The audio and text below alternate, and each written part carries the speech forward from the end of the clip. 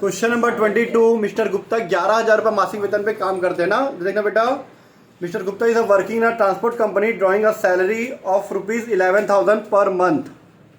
The company has provided with him with accommodation accommodation for which 10% of his salary is deductible. एक minute ना, हाँ ठीक है, मतलब उसकी सैलरी से 10% काट लेते हैं। ठीक है, 11,000 का 10% 1,100 रुपये हर महीने से काट लेते हैं। Actual rent paid by the company for the accommodation is 54,000 per annum. ठीक है, next point, he is also receiving entertainment allowance 500 per month. He is provided by the company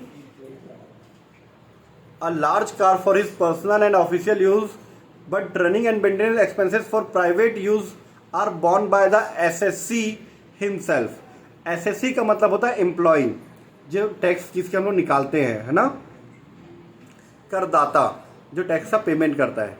member of the एसएससीज family have visited a number of places in companies बस।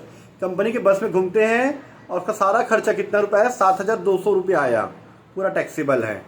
ठीक है भाई, अगर हम घूमते हैं तो हमको टैक्सेबल लग जाता है, हम एम्प्लॉय हैं, तो हमारी फैमिली के लिए तो फुल्ली टैक्सेबल है।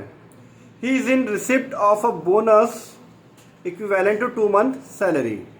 तो क्वेश्चन नंबर 22 हमको बनाना है। ठीक है, क्वेश्चन नंबर 22 ले रही है।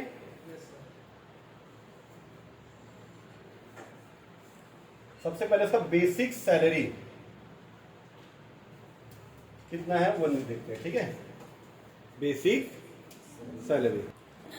सैलरी है 11,000 पर मंथ। इसका 12 से गुणा करेंगे, मल्टीप्लाई करेंगे तो 1,32,000 रुपये होता है। क्लियर है बेटा।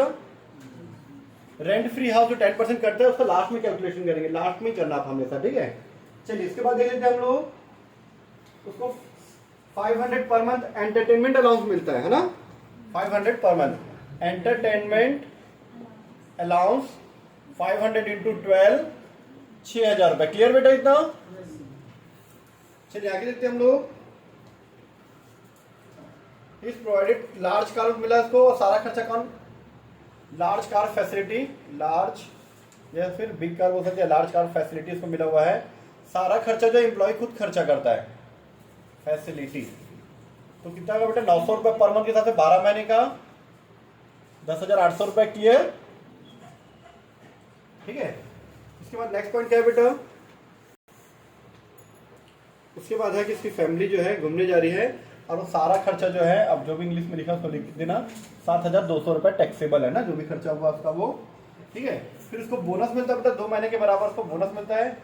बोनस 11,000 इंटू 2 महीने का 22,000 रुपये।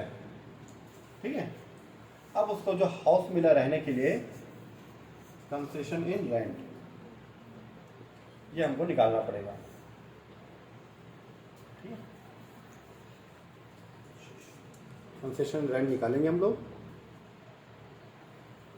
वर्किंग नोट और नंबर 1 टैक्सेबल कंसेशन इन रेंट।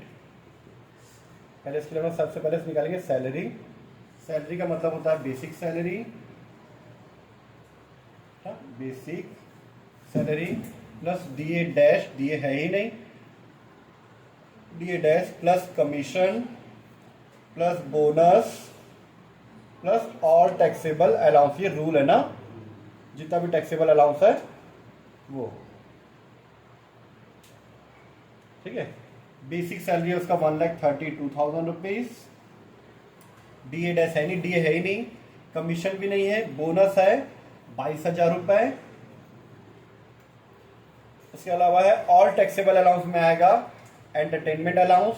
ये फैसिलिटी बेटा, फैसिलिटी को नहीं लेते ना, अलाउंस बोला, अलाउंस है ये 6,000 रुपए। तो ये आ जाएगा 1,80,000 कि 70,000, 1,60,000। ठीक है,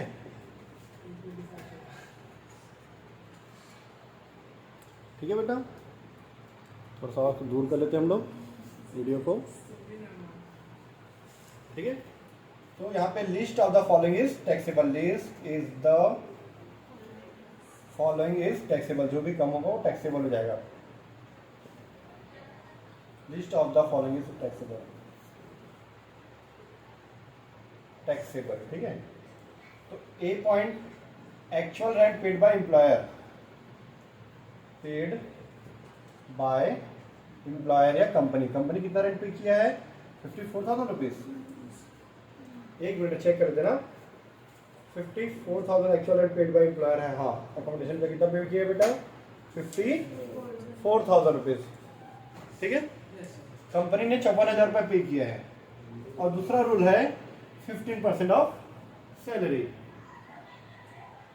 15% ऑफ सैलरी, सैलरी का 15% लेते हैं। सैलरी मतलब ये 1,60,000, 1,60,000 का 15% कितना होगा बेटा ये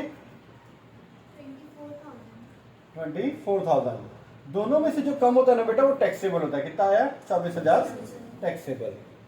लेकिन यहीं पे खत्म हो जाता है। देखो बेटा 15% ऑफ सैलरी आता ही है, ये फर्स्ट पॉइंट हर क्वेश्चन में आएगा, ठीक है। लेकिन अगर मालिक जो है उसका खुद का मकान नहीं था, खुद किराए में लेके दिया था, तो ये पॉइंट भी आता है। ये पॉइंट कब नहीं आएगा, actual and paid by employer कब नहीं आएगा, जब बॉस का खुद का मकान हो तो नहीं आएगा, सिर्फ 15% ऑफ सैलरी आएगा। यहाँ पे खुद किराए में लिया और हमको दिया है तो दोनों पॉइंट आ गया। फिर माइनस तब होता है जब एसएससी जो रहने वाला है, जो खुद रह रहा है, काम कर रहा है, जो है कंपनी में, वो कुछ किराया पेमेंट करता है, तब वो माइनस हो जाता है, ठीक है।